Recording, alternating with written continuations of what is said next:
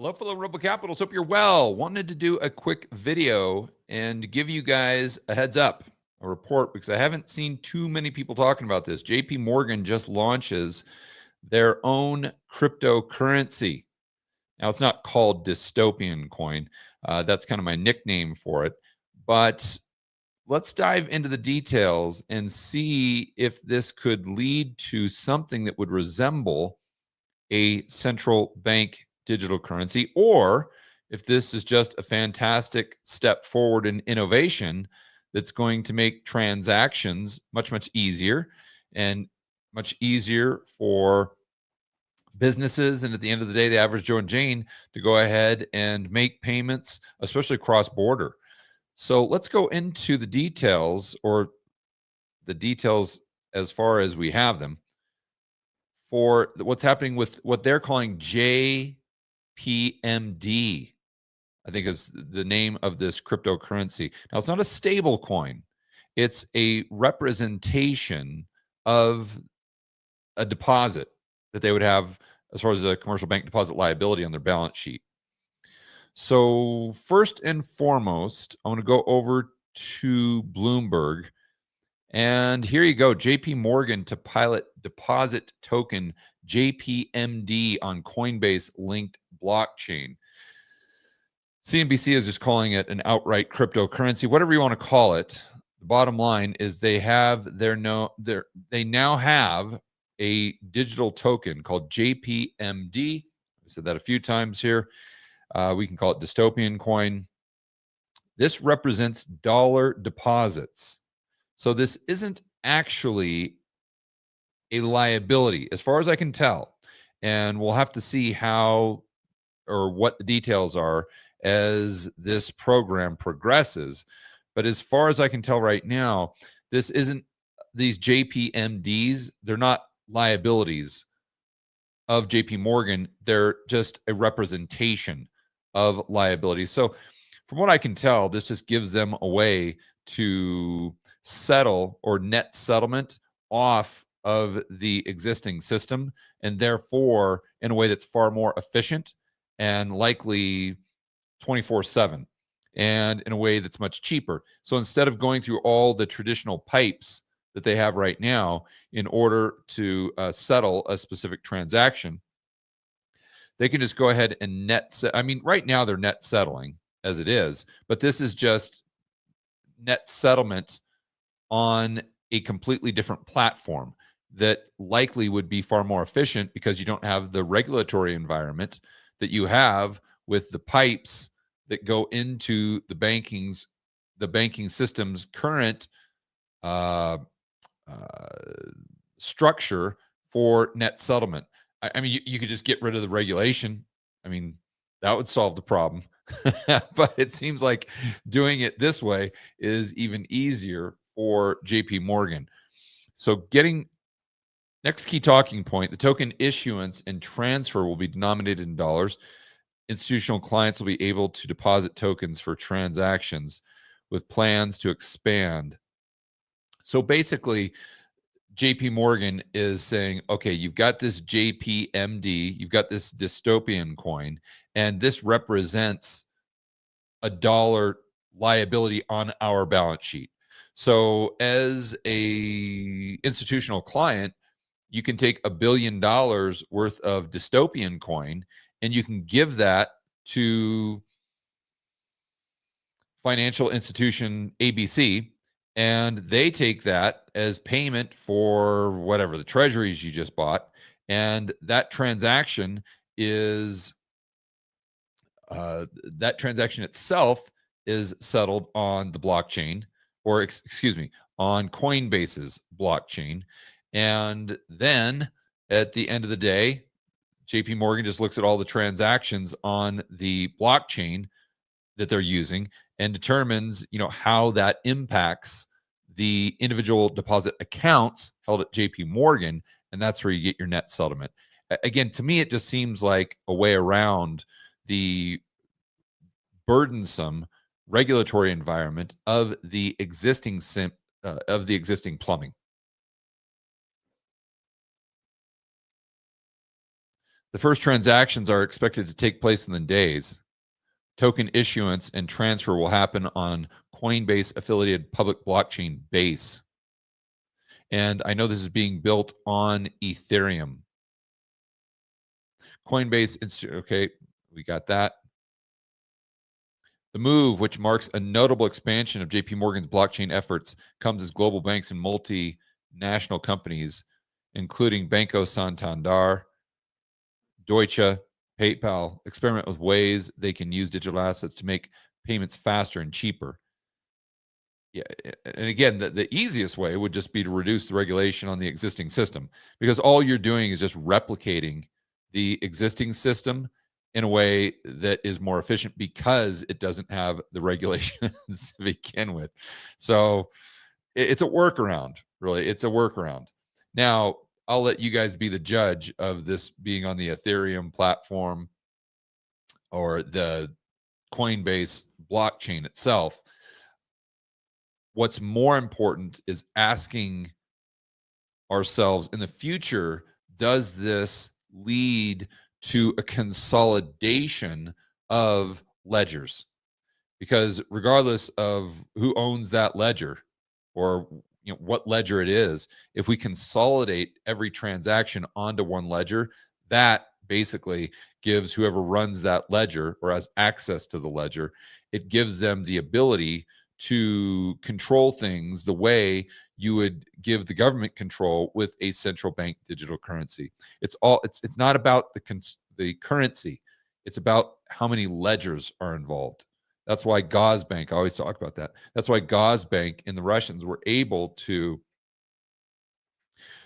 have the power of a CBDC without the technology, because everything was just unified onto one ledger. Deposit tokens are transferable. Digital, yeah, we got that, because they basically represent a deposit claim against a commercial bank. They're essentially digital versions of deposits. That's right. So it's net settlement. If we're excluding the dystopian component of this, it's just net settlement on different rails using different plumbing that's unregulated or less regulated. From an institutional standpoint, deposit tokens are a superior alternative to stable coins because they're based on fractional banking. We think it is more scalable. Okay, so now we're getting into the nitty gritty. Now, I'm not going to say whether this person is right or wrong. We'll save that for another video. But thinking through, because fractional is okay. So I guess what she's saying there, or he or she or whatever, is saying that because the deposits themselves are based on fractional banking, which they're really not, but the bottom line is the banking system controls how much is lent into existence as far as currency. And therefore, you're not going to have a constraint on the number of tokens that are available. In other words, you have elasticity within the token system. Whereas with the stable coins, you might not have as much elasticity. I'm not saying that's right or wrong, good or bad. I'm saying that's the point they're making. The dystopian coin pilot means the bank is expanding use of digital asset products beyond its internal systems. In other words, beyond the existing plumbing. But it's not really innovative, because they're just replicating the existing system of net settlement onto different financial rails. JP Morgan says the Connexes network processes an average of more than 2 billion a day transactions after volumes over the network jumped tenfold last year. Okay, we got it. Still a tiny fraction, roughly 10 trillion of overall transactions JP Morgan Payment Division handles on a daily basis. So here's another example that I'll use. I don't want to go too far off topic here, but you know how I always say that the banks don't really need to use reserves. And the evidence I would give is there were basically no reserves in the system prior to the GFC.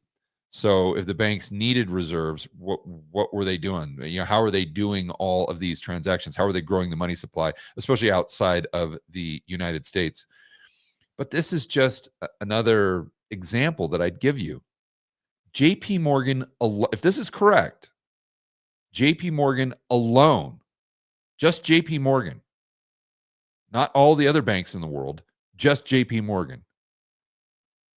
They're handling $10 trillion of transactions. And as of right now, we have like 3.5, last time I checked, maybe 4 trillion in bank reserves. So now I understand you've got a net settlement. So if you have 10 trillion of transactions, you don't need 10 trillion of bank reserves. I get it. But let's just assume we've got 3 trillion in bank reserves. JP Morgan, that's just one bank, for heaven's sakes. If they're doing 10 trillion a day, what are we doing globally? Denominated in dollars. And you think that's being handled? That's all going and being settled on the Fed's balance sheet? I don't think the math really works. And if you say, well, yeah, the math does work now, okay, great. Tell me about when we had 800, or when the Fed's balance sheet was 800 billion, and the amount of bank reserves in there, 40 billion, most of which was cash. In other words, most of it was vault cash of those reserves. Maybe 10 trillion in electronic reserves that could be used for settlement. So let's just say that back then, JP Morgan was doing 3 trillion a day. JP Morgan. Okay, so let's just say globally, we've got 50 trillion of transactions with 10 billion in bank reserves. There's no way that these things were being settled on the Fed's balance sheet. There's no way. I don't care if you have net settlement. The math doesn't work.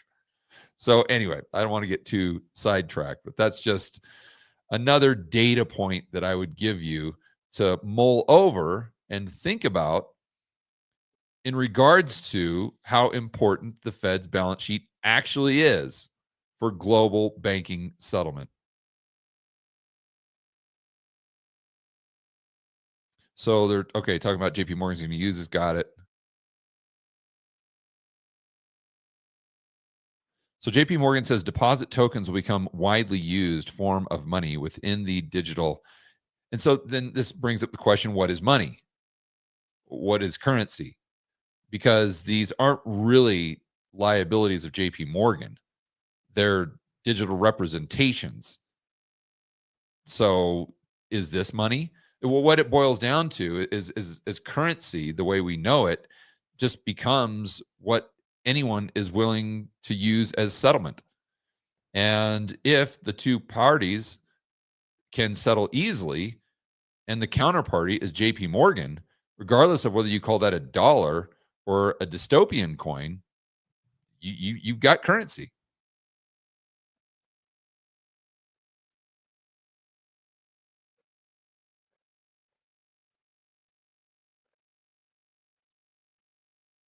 Base is now, and this is this blockchain they're using, this Coinbase blockchain, most popular such so-called layer 2 blockchain linked to Ethereum based on the amount of money locked in applications that run it. Okay, according to CoinGecko, with nearly 4 billion locked in apps ranging from finance to gaming. I'm not really sure where they're going with that.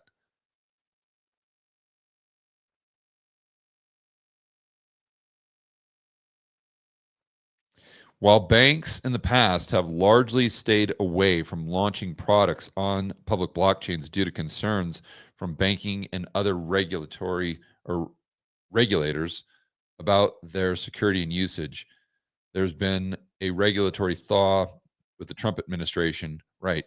So the main takeaway, obviously, our number one concern here is privacy and everything that the government could do with a CBDC type of coin, whatever you want to call it, or a digital representation. So I think the main takeaway for this video is you guys have to think about a CBDC in terms of a ledger and not necessarily something called dystopian coin or something called JPMD or something called Fed coin. It's all about the ledger. And the more we consolidate these ledgers onto one system, the higher the probability that turns into a social score, because you have all the data coming in to one source in real time. So the government just has to have access to that one source, and boom, there you go. They can just plug that into AI. They've got an algorithm. They can tell what, and they know every single transaction that's happening in real time because they have access to the ledger where every transaction is being recorded. See, that's how this works. And then they just plug that into AI that tracks every single thing you buy, sell, and then that's where they plug in every single one of your transactions into that algo that gives you the social score in real time. And could they block these transactions? Now, I don't know how the Coinbase blockchain works. You guys probably know that better than I do. I it's not like the Bitcoin blockchain where there's just absolutely no way, well, a very extremely low probability that they could block a specific transaction. So if you wanted to buy something using that blockchain with diesel fuel or something, beef that the government didn't want you to buy moving forward when Kamala Harris is, or Hunter Biden is president, then they're going to have a hard time getting in the way of that, right? But how does that work on the Coinbase blockchain?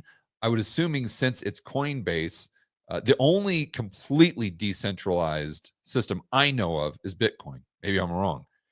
So when you introduce centralization, then this means the government can come in and tell Coinbase, hey, we want you to do this. And what's Coinbase going to do? They're going to say, yes, absolutely. Assuming that they have that type of control over their public blockchain base. And that is something that I'm going to have to look into further, because I haven't done the research there to give you guys a thorough breakdown. But the bottom line is we've got to be paying attention to this, because my concern is the central planners, they implement something that's not called a CBDC or Fed coin. Therefore, no one pays any attention to it. And this is their intention. And they just kind of, it's the camel putting its nose under the tent. And it's just, they're doing it secretively. They're doing it covertly. And then all of a sudden you wake up one morning and you're like, wow, I've got a social score. How did that happen? There's no Fed coin. There's no CBDC. Oh, I guess it's because everyone in the United States is now on this super, super cool blockchain, which is one ledger, which is basically Gauze Bank, assuming the government has access to that. All right, guys, enjoy your afternoon. As always, make sure you're standing up for freedom, liberty, free market capitalism, and truly true decentralized money, where if we do have it on one ledger, that ledger itself needs to be completely and totally decentralized to where it cannot be corrupted by the federal government. We'll see you in the next video.